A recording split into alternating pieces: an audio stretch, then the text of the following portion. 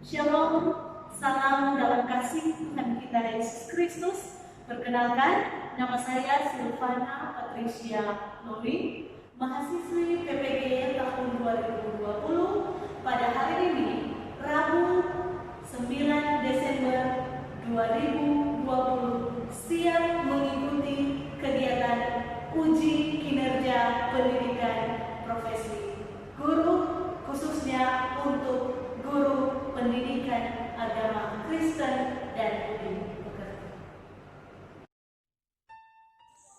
Inilah saya, pribadi yang tidak pernah luput dari kesalahan, namun di dalam doa yang tulus dan dengan hati yang penuh dengan ucapan syukur, melaksanakan kegiatan pembelajaran daring untuk peserta didik kelas 12 SMK.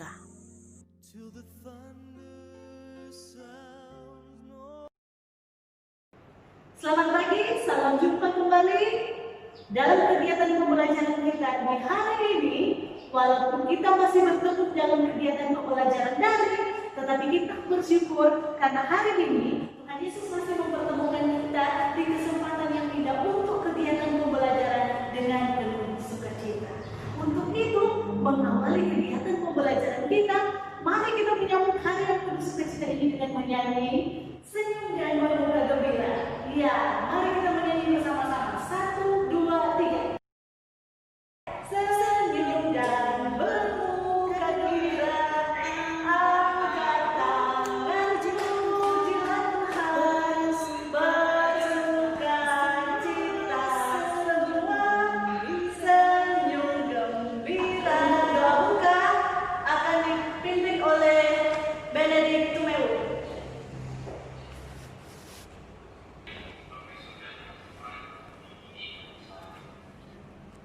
Kami akan mengikuti kegiatan ini, berarti kegiatan ini bisa dimulai dan bisa berakhir dengan titik tahun. Berarti juga mem yang akan menjadi pimpinan kegiatan ini, berarti kegiatan ini sudah jalan dengan lancar, tidak kurang satu apapun. Hanya kami semangat dari ini dan terus kami juga amin. Terima kasih untuk Benedict Tumeu yang sudah menuntun kita di dalam doa buka. Dan saat ini kita akan masuk pada kegiatan pengambilan data kehadiran. Jadi diharapkan supaya kalian semua boleh secara bergantian menyebutkan nama, kemudian katakan hadir. Silakan. Gilbert K. Tuda hadir. Ival Nambo hadir. Hadir. Jonathan Tumeu hadir. Hadir. Brandon Tinangon hadir. Octavianus Tibo. Listika Singko hadir.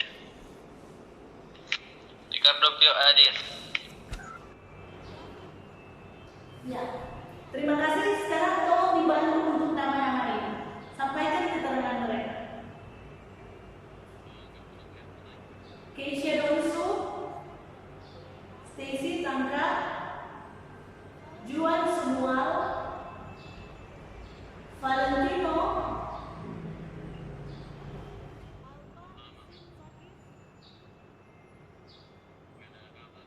oke, yang lainnya tidak ada hadiran. Dianggap untuk data kehadiran. Baiklah, dalam kegiatan pembelajaran kita ini, mari kita perhatikan hal-hal yang berikut ini. Yang pertama yaitu tentang kompetensi dasar. Kompetensi dasar, kita masuk pada poin 3.2, yaitu menguraikan bentuk-bentuk pelanggaran hak asasi manusia. Selanjutnya, untuk indikator pencapaian kompetensi, kita masuk pada poin 3.1.2, yaitu mendeskripsikan bentuk-bentuk pelanggaran HAM yang terjadi dalam kehidupan manusia. Dan berdasarkan hal ini, maka tujuan pembelajaran kita adalah yang diharapkan setelah Anda selesai mempelajari materi ini, Anda akan mampu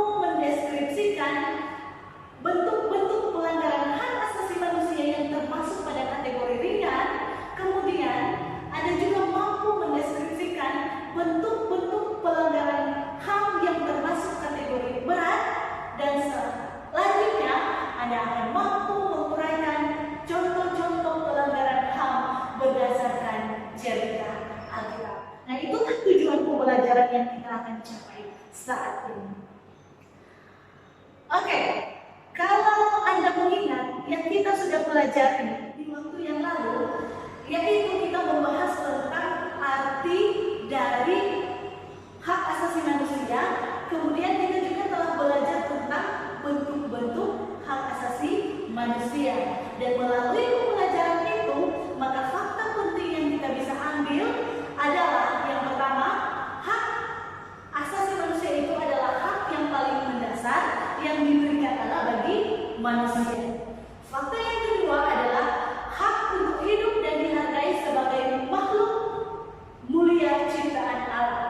Dan fakta yang ketiga adalah orang Kristen untuk menyadari bahwa manusia itu diciptakan Allah sebagai makhluk mulia yang memiliki martabat dan hak sejak dalam kandungan ini.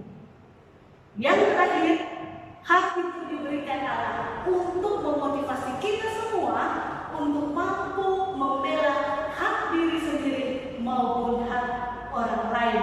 Dan dalam kegiatan pembelajaran itu, kita juga telah membahas bentuk-bentuk hak asasi manusia.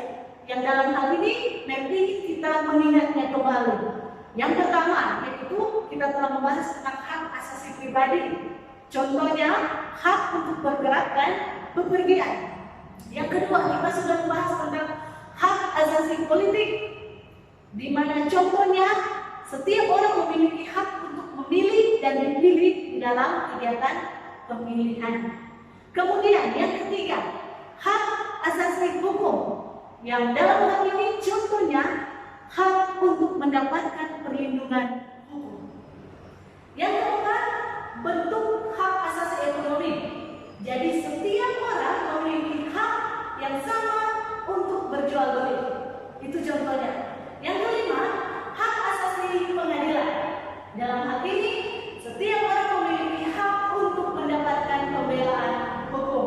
Dan yang terakhir, hak asasi sosial budaya, yaitu hak untuk menentukan dan memilih dan mendapatkan pendidikan. Nah, setelah kita mempelajari pelajaran itu, kita semua harus tahu bahwa adalah cita-cita Allah bagi umatnya yang diciptakan menurut gambar dan rupa Allah dengan memiliki hak yang istimewa adalah supaya mereka semua itu boleh hidup dalam kehidupan yang penuh dengan kedamaian. Olehnya, kitab Mazmur pasal 133 ini mengajak kita semua untuk ada dalam kehidupan persaudaraan yang rukun.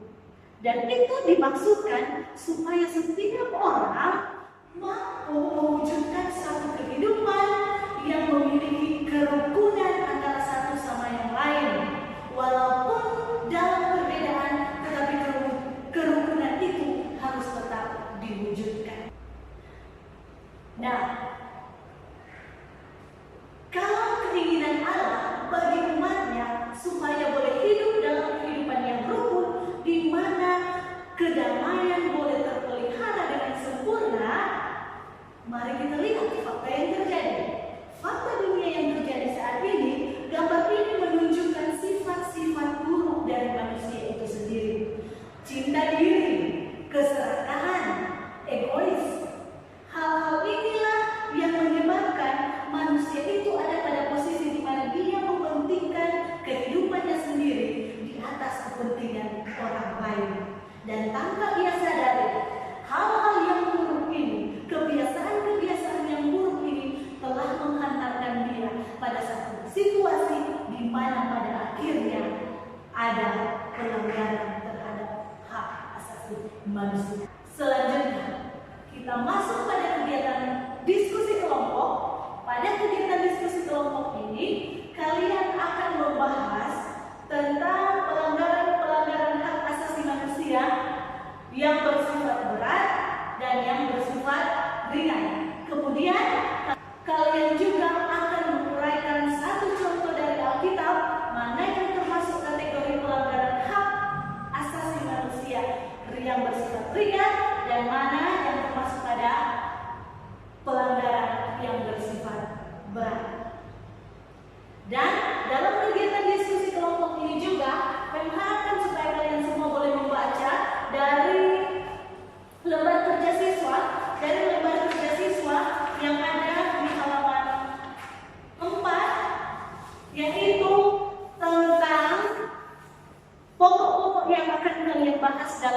kegiatan diskusi. Dan di dalam kegiatan diskusi ini, MEM juga akan mengambil data keaktifan kalian dalam kegiatan diskusi kelompok. Jadi selanjutnya, untuk kegiatan diskusi ini, selain yang sudah MEM jelaskan tadi, kalian juga bisa mencari informasi dari lembar kerja siswa yang ada di halaman 4.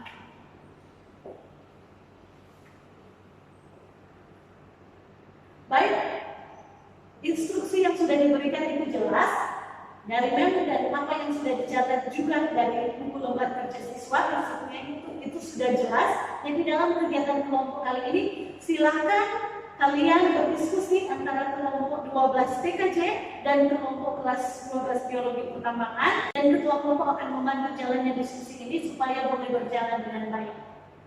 Oke, memberikan waktu kepada kalian semua 10 menit untuk berdiskusi. Selanjutnya, setelah diskusi, kalian akan memaparkan hasil dari apa yang kalian diskusikan.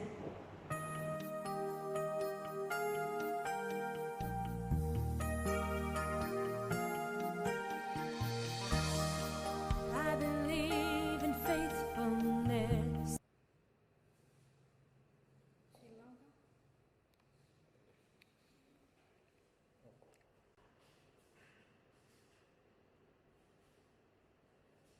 Oke, baik. Terima kasih. Jadi sebelumnya saya ingin karena di sini masalah jaring, saya akan membahas pelanggaran yang ada di dalam kita. Jadi di sini saya mengambil contoh yaitu anak pada saat Mesir, di mana pendasaran tersebut dilakukan oleh Raja Firaun. Orang-orang Israel pada zaman itu dipaksa untuk bekerja. Selain itu, selain mereka dipaksa untuk bekerja, ketika mereka tidak mau melakukan sesuatu, tidak atau ada yang mungkin sudah merasa sangat lelah, mereka masih tetap menyiksa mereka untuk supaya mereka tetap melakukan pekerjaan mereka. Yang kita bisa ambil maknanya di sini adalah setiap orang itu memiliki hak. Namun pada saat itu orang Israel ini sama sekali tidak diberikan hak untuk beristirahat, tidak diberikan hak untuk mereka sebagai warga Israel itu diberikan hak yang sama dengan warga yang berada di Mesir pada zaman itu. Selain itu, ketika pada saat Musa dan juga Harun meminta kepada Raja Firaun untuk supaya orang Israel pergi selama 3 hari lamanya untuk pergi berdoa kepada Tuhan, pada saat itu Raja Firaun juga tidak mengizinkan, di mana hak orang Israel ini ada hak asasi daripada orang Israel ini diambil penuh oleh Raja Firaun pada saat itu. Itu tertulis di dalam kitab Keluaran, Keluaran pasal 1 ayat 15 sampai 22.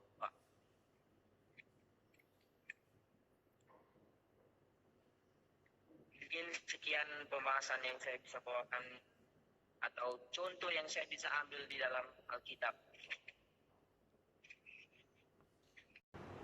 Baiklah, kita sudah selesai di dalam kegiatan diskusi, dan selanjutnya untuk waktu dan kesempatan yang ini kita masuk pada pemaparan hasil diskusi kelompok. Jadi dalam kegiatan selanjutnya, memaparkan hasil diskusi akan dimulai dengan pemaparan dari kelompok kelas 12 TKJ dengan ketua kelompok yaitu Brandon Pinanggun. Silakan. Oke, selamat pagi.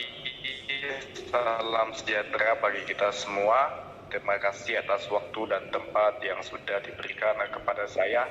Brandon Tinangon, perwakilan juru bicara dari kelas 12 TKJ. Saya akan menyampaikan poin-poin penting tentang pelanggaran HAM yang dikategorikan berat. Seperti tadi yang saya sudah bicarakan, pelanggaran HAM yang berat adalah satu pelanggaran yang menghilangkan hak seseorang untuk kebebasannya atau untuk kehidupannya. Contohnya seperti memperbudak seseorang atau membunuh seseorang, tidak usah jauh-jauh. di negeri kita tercinta Indonesia sudah pernah terjadi hal serupa, yaitu G30 SPKI, juga aksi-aksi teror lainnya yang sudah sempat terjadi belakangan ini. Maka dari itu ini dapat disebutkan sebagai pelanggaran HAM yang sangat berat. Pelakunya juga pasti akan dikenakan hukuman yang sangat seberat-beratnya dengan setimpal-simpelnya dengan apa yang sudah diperlakukan. Kalau kasus di luar negeri ada namanya genosida seperti genosida terhadap warga kulit hitam, penindasan perbudakan, seperti itu kira-kira. Silakan yang Octavianus Tibor. Oke, baiklah. Perkenalkan, nama saya Octavianus. Saya dari kelas 12 TKJ. Saya dari kelompok kelas 12 TKJ.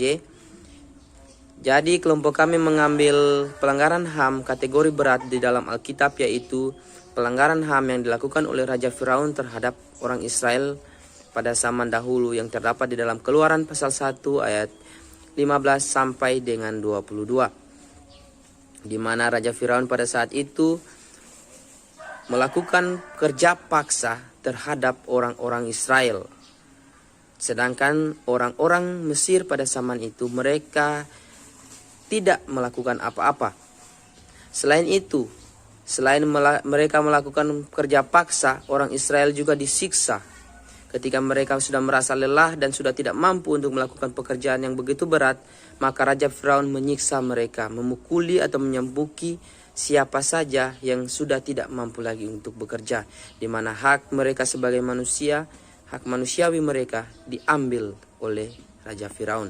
Selain itu, contoh salah satu pelanggaran HAM di mana hak mereka untuk hak mereka melakukan sesuatu diambil oleh Raja Firaun, yaitu ketika Musa dan juga Harun pergi mengadakan permintaan kepada Raja Firaun untuk membiarkan orang Israel pergi selama 3 hari untuk berdoa kepada Tuhan. Namun pada saat itu Firaun tidak mengizinkan orang Israel untuk pergi berdoa, dan Raja Firaun malah menambah pekerjaan mereka menjadi semakin berat.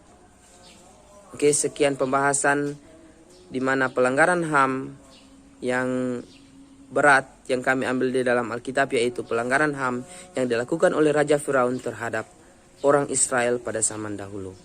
Terima kasih.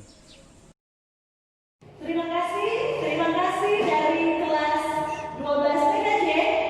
Dalam hal ini melalui juru bicara yaitu Brandon dan Okta yang sudah menguraikan tentang bentuk-bentuk pelanggaran hak asasi manusia yang termasuk pada kategori berat, kemudian sudah memberikan satu contoh dari Alkitab yang ada hubungannya dengan pelanggaran HAM yang termasuk pada kategori berat. Dan meminta kita semua silakan kirimkan jempol untuk sahabat-sahabat kita yang dari kelas 12 Geologi Pertambangan untuk 12 TKJ yang sudah selesai memaparkan hasil diskusi. Silakan berikan jempol, kirimkan jempol semua. Selanjutnya kita masuk pada pemaparan dari kelompok kelas 12 Geologi Pertambangan yang dalam hal ini melalui juru bicara akan memaparkan tentang atau menguraikan tentang bentuk-bentuk pelanggaran hak asasi manusia yang bersifat ringan. Dan untuk kesempatan yang pertama, memberikan dulu kepada ketua kelas yaitu Gilbert Tuda. Baik, selamat pagi, shalom. Saya Gilbert Tuda dari kelas 12 Geologi Pertambangan ingin mempresentasikan hasil diskusi kami tentang pelanggaran HAM yang dikategorikan secara ringan. Nah, pelanggaran HAM secara ringan ini terjadi di kehidupan kita sehari-hari. Contohnya mencuri, mencemarkan nama baik orang, memukul, menghina, atau kekerasan fisik lainnya yang secara ringan. Nah, penyebabnya ini karena sifat egois seseorang, mementingkan diri sendiri, sehingga ia mudah melanggar hak orang lain. Misalnya kita seperti menghina teman, memukul, mengambil barangnya tanpa seizinnya, itu sudah masuk ke dalam pelanggaran HAM secara ringan. Dan jika bisa diperkarakan, kita akan menerima hukuman. Jadi hanya itu penjelasan tentang materi pelanggaran HAM secara ringan dari saya. Terima kasih. Selanjutnya, teman saya Gabriela Tatemba akan memberikan contoh pelanggaran HAM yang ringan dari kitab. Perkenalkan, nama saya Gabriela Tatemba dari kelas 12 Geologi Pertambangan. Pada saat ini saya akan memberikan contoh pelanggaran HAM yang dikategorikan ringan dalam toko Alkitab. Yang saya ambil yaitu Laban, di mana Laban mengambil hak dari Yakub. Yakub memiliki hak untuk dapat hidup bahagia sesuai dengan pilihannya sendiri. Tetapi apa yang dilakukan Laban terhadap Yakub? Laban mengambil hak dari Yakub. Laban membohongi Yakub. Ketika Yakub menginginkan Rahel untuk menjadi istrinya, Laban membohongi dia dan memberikan Lea kepada Yakub. Laban memiliki sifat egois dan cinta diri, di mana dia memanfaatkan Yakub untuk dapat hidup bekerja lebih lama lagi dengan dia hanya karena kepuasan dia sendiri. Tetapi hak yang dimiliki Yakub tidak dihargai dan bahkan tidak dimilikinya. Itu adalah contoh yang bisa diberikan, yang bisa kita lihat dari Laban, yang diberikan Laban kepada Yakub. Sekian dari saya, terima kasih.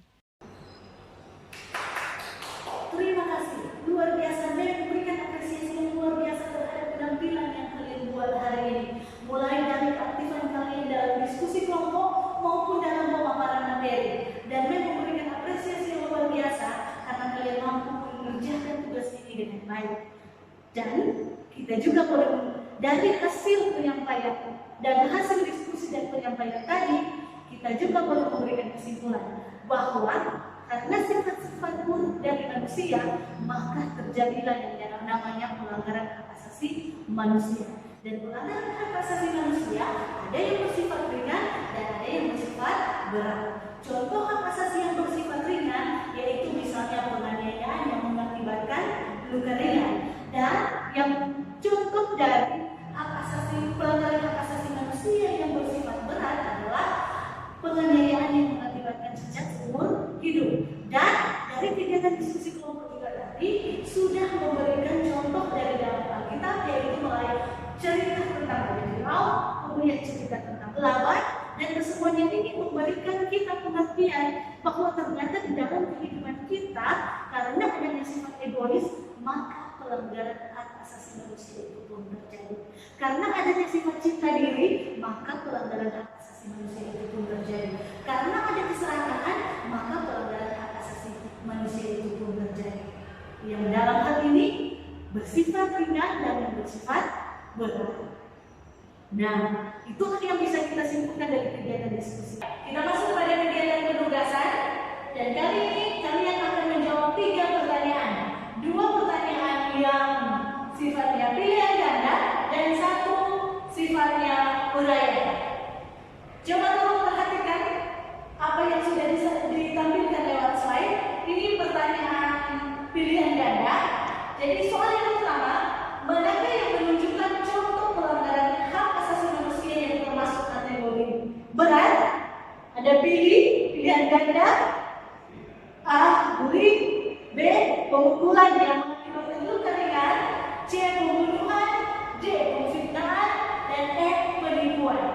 Soal yang kedua, manakah yang menunjukkan contoh pelanggaran HAM yang termasuk kategori ringan?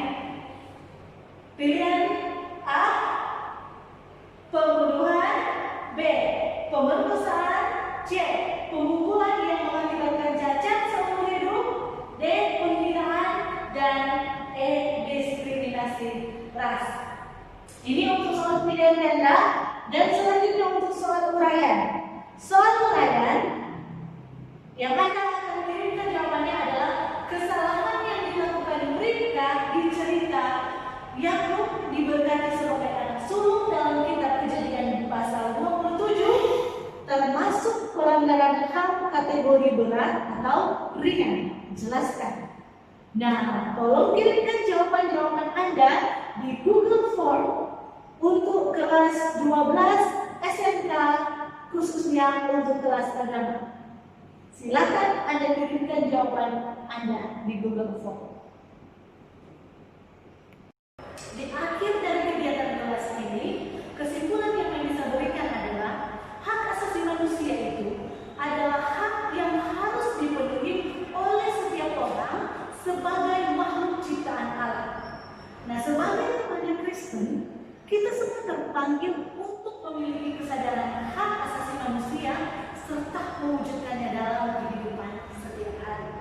Dan perwujudan hak itu harus dimengerti bahwa itu bukan hanya sekedar memenuhi tuntutan negara atau masyarakat maupun ajaran iman, namun itu adalah menjadi bagian dari sikap hidup kita.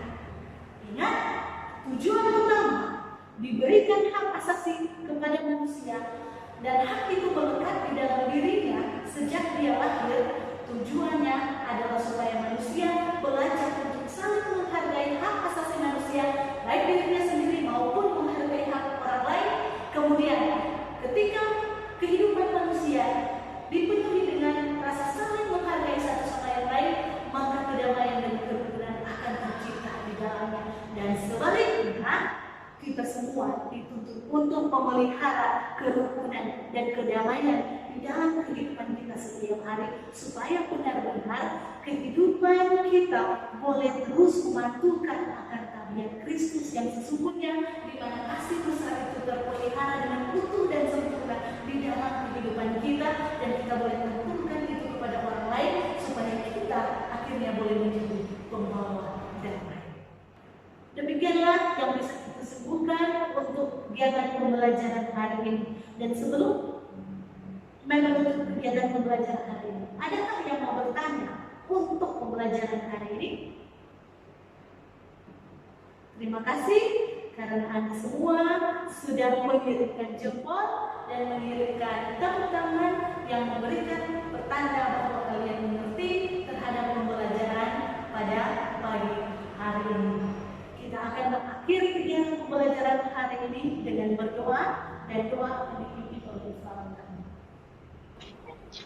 Oke, kita akan akhiri kegiatan kita hari ini dan kita akan akhiri dengan doa. Kita berdoa. Bapa kami surga, Bapa kami semua siang dan malam akan tiap saat. Terima kasih Tuhan, jaga-Mu sepanjang pembelajaran kami dari awal akhir semuanya karena pertolongan ya Tuhan, sertai kami pada selanjutnya. Biarlah semuanya akan berjalan seturut dengan kita. Sertai kami Tuhan sepanjang hari ini. Biarlah semua yang kami belajar tadi dan kami diskusikan tadi bisa tertanam dalam hati kami masing-masing dan bisa kami praktekkan dalam kehidupan kami sehari-hari. Jaga dan lindungi kami sepanjang hari ini, dan Yesus Tuhan dan Juru Selamat kami. Amin. Amin. Demikianlah kelas kita hari ini. Terima kasih dan sampai jumpa. Sampai berjumpa lagi di dalam kegiatan pembelajaran selanjutnya. Tuhan Yesus memberkati kita semua.